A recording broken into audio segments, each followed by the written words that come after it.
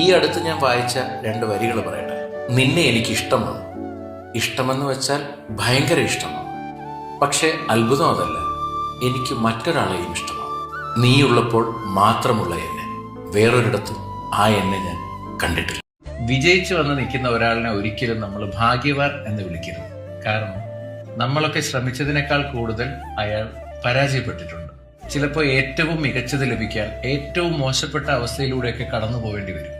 എല്ലാം നഷ്ടപ്പെട്ടതിന് ശേഷവും നിങ്ങളിൽ എന്തെങ്കിലുമൊക്കെ ചെയ്യാനുള്ള ധൈര്യം ബാക്കി നിൽക്കുന്നെങ്കിൽ ഓർമ്മിക്കുക, നിങ്ങൾക്ക് ഒന്നും നഷ്ടപ്പെട്ടിട്ടില്ല. ഒരു നല്ല ബന്ധത്തിനുള്ള 4 നിബന്ധനകൾ പറയട്ടെ. മറ്റുള്ളവരുടെ മുന്നിൽ വഴക്കിടരുത്. നിങ്ങളുടെ ബന്ധമാണ് സംരക്ഷിക്കേണ്ടത്, അഹങ്കാരമല്ല.